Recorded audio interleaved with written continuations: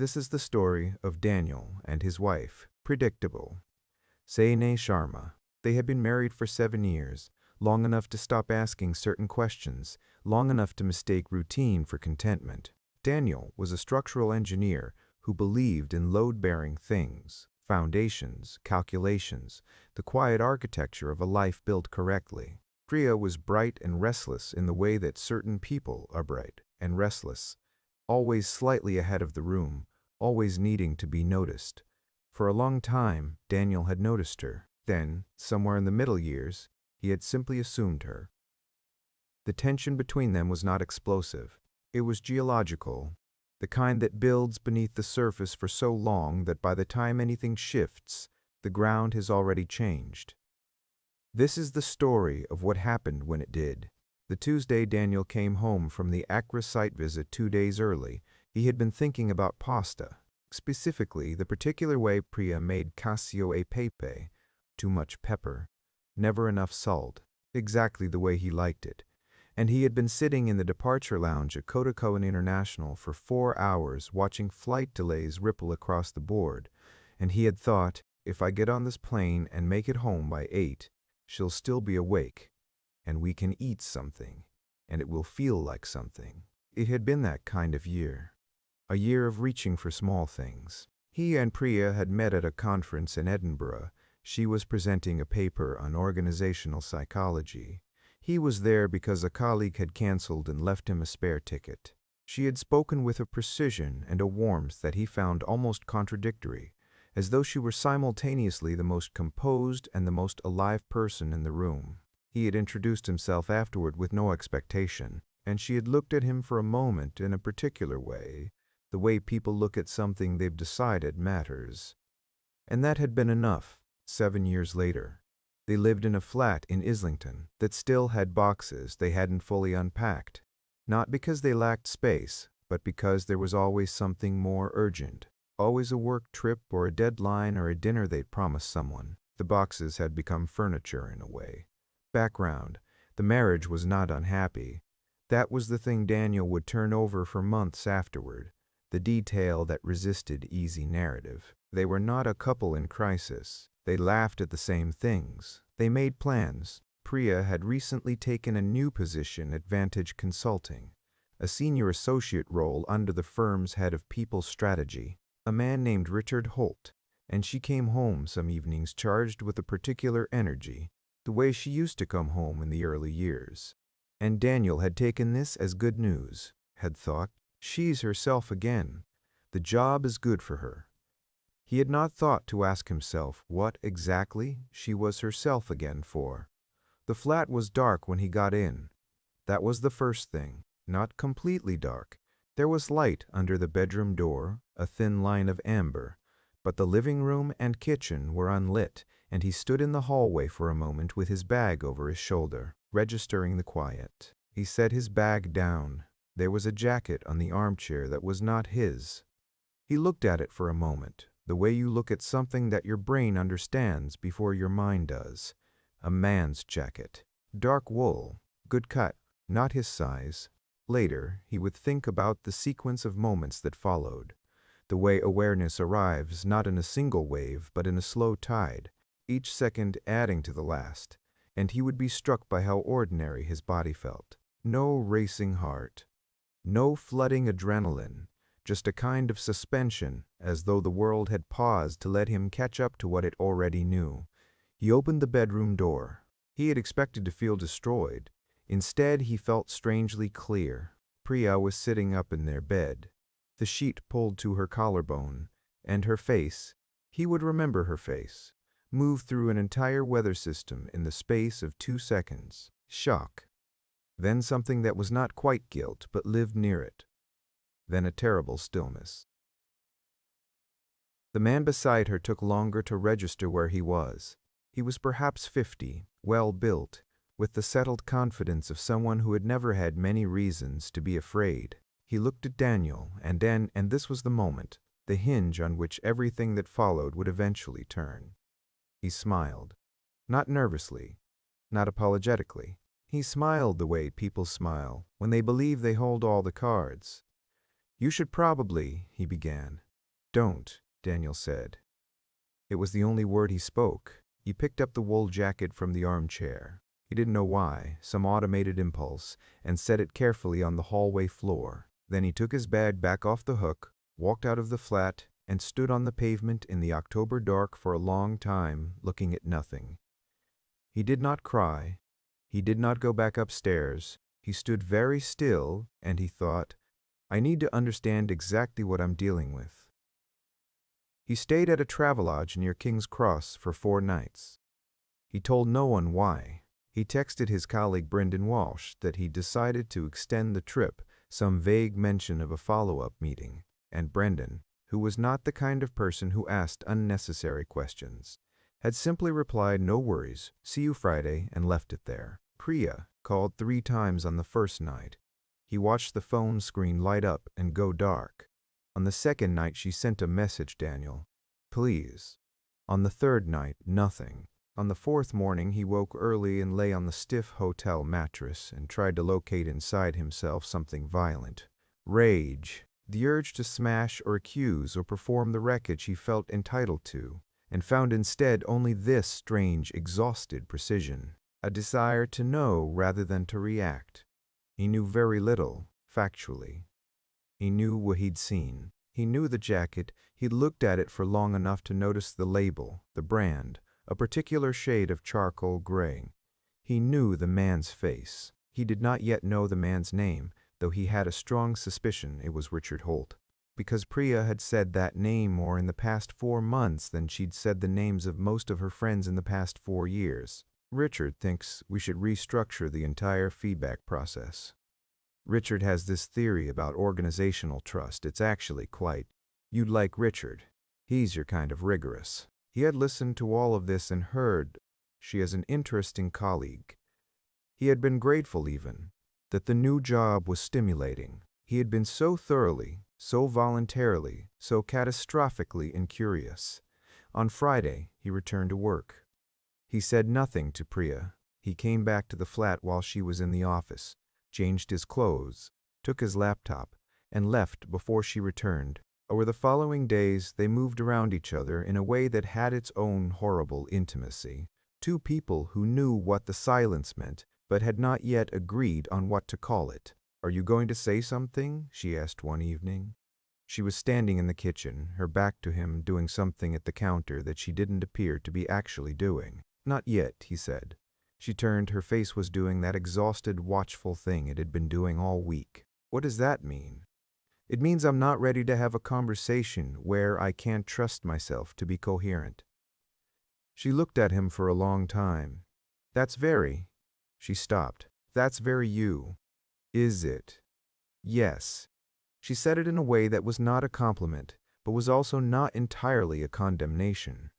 Just an observation, as though she were identifying something she'd always known and only recently stopped finding it enough. He thought about that for a long time after. He thought, she's been drifting for a while, and I knew. Some part of me knew, and I let the not knowing be easier. This was the thing he could not bring himself to hate her for cleanly. She had not invented the distance. She had simply stepped into it. He had, in his own careful, conflict-avoidant way, left the door open. He began, quietly, to gather information. He was not a vindictive man. He had never been someone who operated from anger. His mother used to say he felt things the way a building holds weight, distributed and deep, rarely visible from the outside. But he was, above all things, a precise man. A man who believed in understanding the full load before he decided how to respond to it. He found Richard Holt's LinkedIn profile on a Saturday afternoon. Head of People Strategy, Vantage Consulting. Married. A woman named Jillian Holt. Her own profile public and populated with photographs of a garden, a Springer Spaniel, 2 teenage children. He found Vantage Consulting's employee handbook, available on their website as a PDF, and read the section on workplace relationships. Employees in positions of seniority are required to disclose any personal relationships with direct or indirect reports. Failure to disclose constitutes a breach of the firm's conflict of interest policy and may result in disciplinary action up to and including termination. He read it twice. He closed his laptop and sat with this knowledge the way you sit, with something heavy, carefully, evenly distributed. He chose a Sunday, not because Sundays were symbolic, but because there was nowhere to be, no work to use as escape, no scheduled thing to interrupt the space he needed them both to stay inside. Priya was home. She was on the sofa with a book she hadn't been reading. He could tell by the way she held it, the page count unchanged from an hour ago, when he came and sat down across from her, not beside her. She set the book down without being asked. "Okay," she said. "I need you to tell me how long," he said. She looked at her hands. 5 months. He had been expecting 3. The extra 2 months required him to absorb something he hadn't calculated for, and he took a moment to do that without comment. "Did you want me to find out?" he asked. She looked up. The question surprised her. He could see that. "No," she said, and then, "I don't know. I don't think I let myself think that far." "Were you going to tell me?" A pause long enough to be its own answer. "I told myself I would end it first, that it was almost over, that if it ended naturally there'd be nothing to—" She stopped. "I know how that sounds. It sounds like something people tell themselves." "Yes."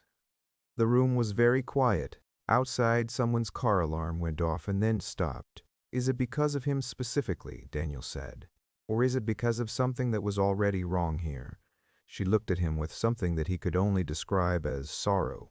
Not guilt exactly, not the performance of remorse, but the genuine, worn-down sorrow of someone who has been carrying an honest answer for a long time and is tired of the weight. "Both," she said. "I'm sorry. I know that's worse." "It's more honest," he said. He wasn't angry, and he could see that this confused her. She had perhaps expected the anger, had maybe needed it, to cast him in the role of the wronged, raging husband, and herself in the role of the guilty one, absorbing punishment. The anger would have been a structure they both understood. What he gave her instead was attention, the same quiet, rigorous, load-bearing attention he gave to everything, and she had no script for that. "Richard," he said, "tell me about him." She blinked. "Daniel, not the feelings, just the facts. His role. Your role. Reporting structure." She was very still. "He's my line manager," she said slowly. "Technically, so he's a direct superior." "Yes, and Vantage has a disclosure policy." She understood then. He watched her understand. It moved across her face like a weather change. Not fear, not quite, but the specific dawning recognition of someone who realizes the ground is different than they'd mapped it. "Daniel," she said quietly, "what are you going to do?" "I'm going to move out by the end of the week," he said. "And I'm going to speak to a solicitor. That's what I'm going to do first." He stood. "The rest? I haven't decided. The rest meaning everything else." He went to the kitchen and made himself a cup of tea with the focused deliberateness of a man doing something ordinary, because the ordinary was what he had left to hold on to. Priya sat on the sofa and did not call after him. And the silence between them was different now. Not the silence of avoidance, but the silence of something finished. He drank his tea standing at the counter. He thought. He smirked at me. In my own bedroom. He looked at me and decided I was someone he didn't need to be afraid of. He thought, let's see if that holds. He moved into a flat share in Peckham with a man named Trevor Asante, a civil engineer he'd known since university. Uncomplicated, decent. A person who cooked enormous quantities of jollof on Sundays and asked no questions he didn't want answers to. Daniel found this arrangement deeply, quietly adequate, which was about all he had energy for. He had retained a solicitor, a clear-eyed woman named Jacqueline Nueze, who specialized in marital law and did not traffic in drama. She walked him through the process with the brisk efficiency of someone who had sat with a great deal of human wreckage and learned not to flinch.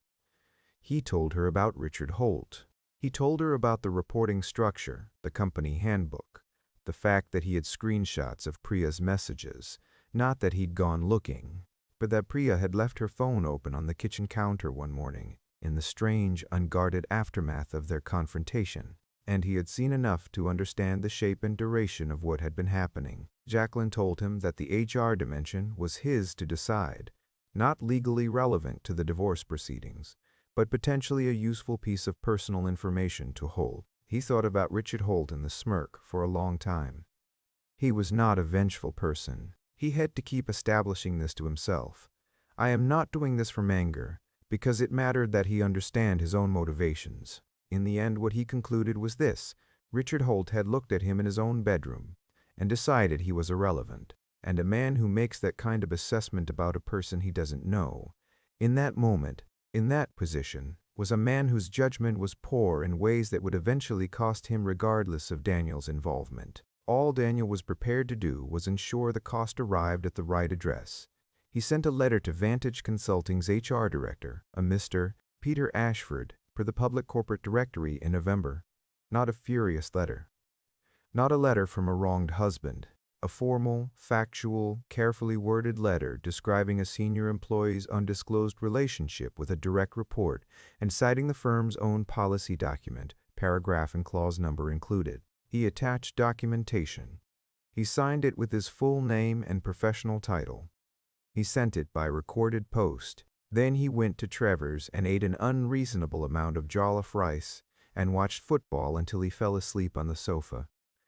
Priya, meanwhile, was building a version of events. He heard about it through Nadia Ferreira, a mutual friend who delivered the information with visible discomfort, clearly uncertain whether she was helping or causing damage. Priya was telling people, their friends, her family, that the marriage had broken down due to emotional distance, that Daniel had withdrawn years ago, that she had been profoundly lonely, that of course what she had done was wrong, but context mattered, didn't it? And Richard was going through his own difficulty, and she was not lying exactly. This was what made it so hard to be simply angry about. The emotional distance had been real. The loneliness had been real. But she was using these real things as architecture, building a structure that could bear the weight of the narrative she needed to live inside. Daniel, when Nadia relayed this to him, said only, "She's trying to make sense of it. I understand that." Nadia looked at him strangely. "You're remarkably calm about all of this." "I'm not calm," he said. "I'm just slow." In December, he learned from a second-hand source, a contact who knew someone at Vantage, that Richard Holt had been suspended pending a formal HR investigation. He felt nothing in particular, not satisfaction, not relief. A kind of closing, as though a loose structural element had been secured. Then, in January, Priya called him. "He's been let go," she said. Her voice was flat. "I know." A pause. "And Gillian found out. About us. I assumed she would. Daniel." He could hear her breathing. I sent a factual letter to HR about a policy violation," he said. "That's all I can account for." Another pause. Longer. "Is this your version of punishment?" she asked, and the question was genuinely curious, not accusatory, as though she were actually trying to understand him. "It's my version of accuracy," he said. "I'm a structural engineer, Priya. I believe in things being correctly loaded." He put weight on a structure that couldn't hold it. "That's not my fault." She was quiet for a very long time. "Are you happy?" she asked eventually. The question was small and terrible. "Not yet," he said. "Are you?" She didn't answer, which was, in its own way, an answer. They met in March, a Tuesday, at a cafe in Clerkenwell that was neutral territory. Neither of them had ever been there before, which was the point. Jacqueline had advised against non-legal contact, but Daniel had made his own judgment that this conversation was one he needed to have, and Priya had agreed with a readiness that told him she had been needing it too. She was already there when he arrived.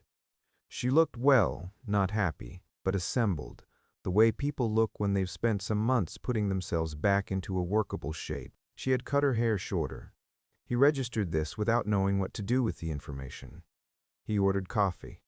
She already had tea. They sat across from each other the way people sit when they are performing normality over a substrate of grief. "How are you?" she asked. "I'm all right," he said. "You?" "Learning things about myself," she said, with a small rueful inflection, "that I would have preferred not to know at 34. He understood that. What kind of things? She looked out the window for a moment. "That I've been performing being fine for a very long time.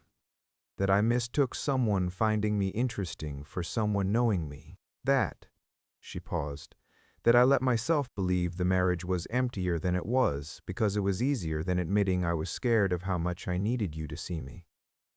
He sat with this. "I saw you," he said. "I just stopped telling you that I did." "I know," she said. "I know that now." There was a long, quiet interval. At the next table, a man was explaining something about planning permission to another man who clearly didn't care. Daniel found this briefly absurdly comforting. "Richard," he said eventually. She looked down at her tea. "He's consulting independently now." "It wasn't." She stopped. Started again. "It wasn't what I thought it was. I think I knew that by the time you found out. He had a very clear idea of what I was to him, and it wasn't what I'd convinced myself." "Did he ever apologize? To you, I mean." She laughed, a short, humorless sound. "He suggested I'd created a hostile professional situation by becoming emotionally involved, as though that were a sentence a person could say." "So the smirk," Daniel said. She looked at him. "What?" "When I walked in, he looked at me and smiled. I've thought about that a lot. He thought you'd make a scene. He'd had experience with." She stopped herself. He'd been in this situation before. He knew how to manage it. "I didn't give him what he expected." "No," she said softly. "You never do." He took a long drink of his coffee. "I want you to know that I understand it," he said. "Not all of it, but enough. The part where I stopped being present, that's mine. I own that part without reservation. You shouldn't take responsibility for what I'm not taking responsibility for what you did." He said without heat, "I'm taking responsibility for my part of the condition that existed. There's a difference." She looked at him with something in her expression that he hadn't seen in years, or perhaps had stopped looking for. A kind of naked, unguarded recognition, as though he were finally, precisely, exactly what she had always wanted him to be, and the timing was simply devastating. "I'm not coming back," he said gently. "I want to be clear about that, not because of punishment, because of," he thought about how to say it accurately, "because I think we would always be standing in the echo of this, and that's not fair to either of us." She nodded. He could see she had known this coming in. The nodding was for her own benefit as much as his. "Will you be all right?" she asked. "Eventually, yes," he said. "Will you?" "I think so," she said. "I think I'm finally starting to be honest with the right person." "Yourself," he said. "Myself," she agreed. They stayed a little longer. Not because there was more to say, but because the leaving felt like a thing that needed to be done gently, with appropriate weight and care. They talked about small things. Trevor's jollof rice, a book she was reading, whether the planning permission man had convinced his friend. They laughed once, briefly, genuinely, at something neither of them would afterward be able to specify.